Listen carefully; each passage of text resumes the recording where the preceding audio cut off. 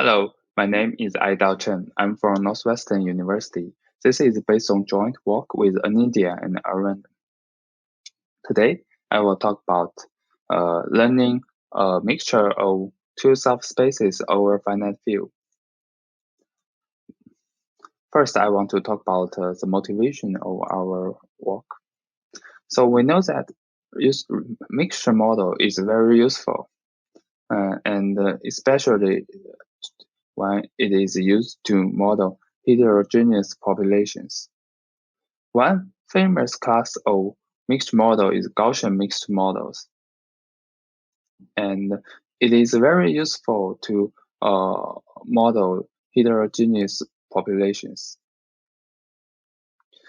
Mixture of subspace is another useful class of mixture model. This is an example of a subspace in R3, and this is an example of mixture of two subspaces in R3. And each subspace is corresponding to an underlying structure. And then each subspace is corresponding to then the underlying structure. It's very useful in machine learning and computer visions. In the real setting, there is a n to the order k algorithm. Basically, it is an efficient algorithm when the number of subspace k is a constant. The question we are trying to understand here is how is the complexity of the problem governed by the underlying field?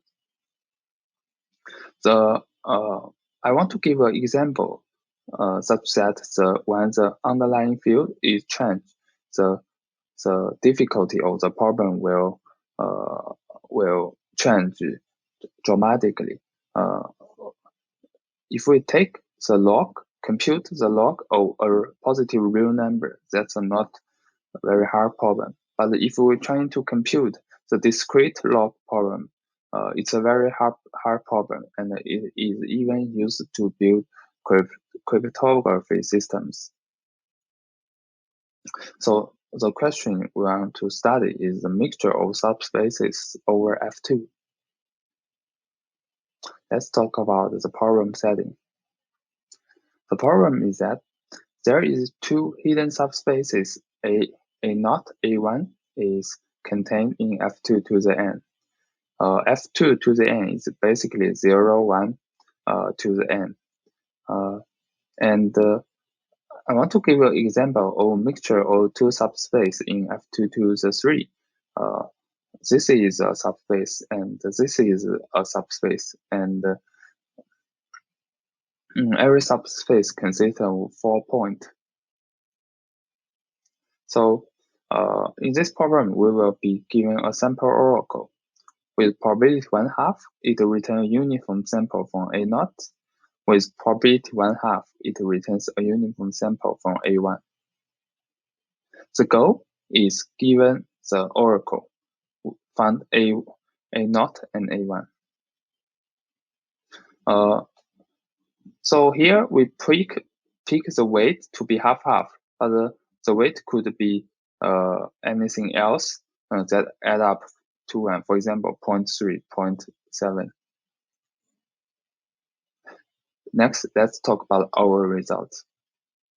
The first question one might ask is, with infinitely many samples and time, is it possible to identify the subspaces? The answer is yes. This is a claim.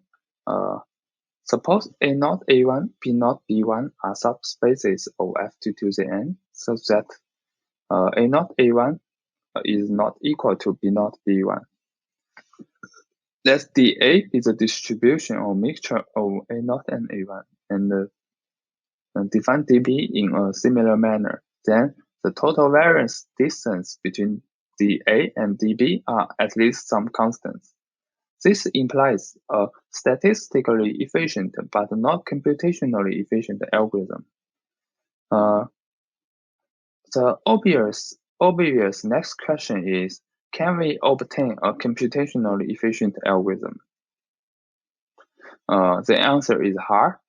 Why? Because it captures the famous, notorious hard problem, learning parity with noise.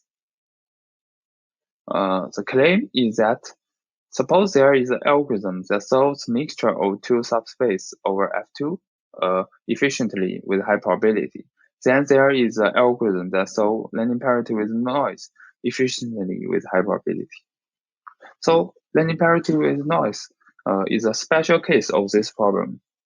So this problem is hard in the worst case. Without the loss of generality, we will assume dimension of A1 is less than equal to dimension of A0 from now on. There are two obstacles for checkability. First, subspace containment. A1 is contained in A0. Second, small dimension gap.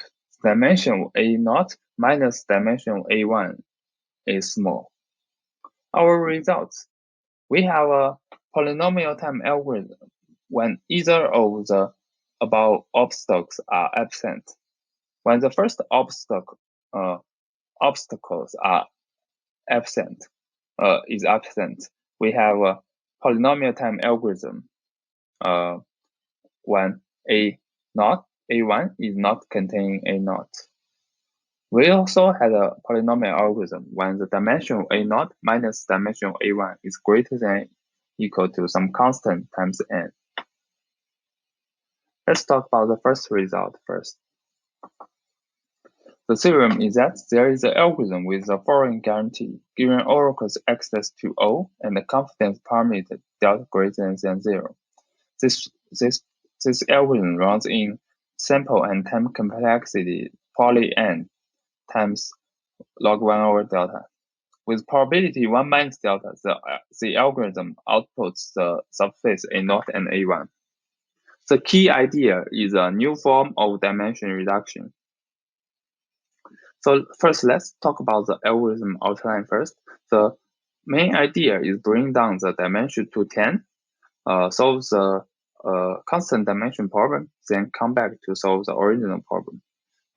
More specifically, we first get many samples from O, then we found M is in F2 to the 10 cos n such that MA1 and MA0 are not contained in each other. We will give more detail about this part later and apply M to every sample. Then we have a problem that is a mixture of two subspaces in F2 to the 10, which is a constant dimension problem. We solve this constant dimension problem. We found MA0 and MA1. And we use MA0 and MA1 to get A0 and A1.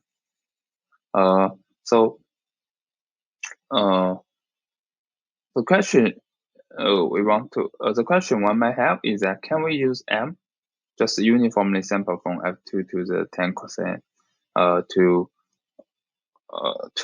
use as a matrix such that MA1 and MA0 are not contained in each other? The answer is no, because MA0 and MA1 were equal to F2 to the 10. Basically, they collapse. This holds with very high probability. And so we have no information from that. That's not good, but if our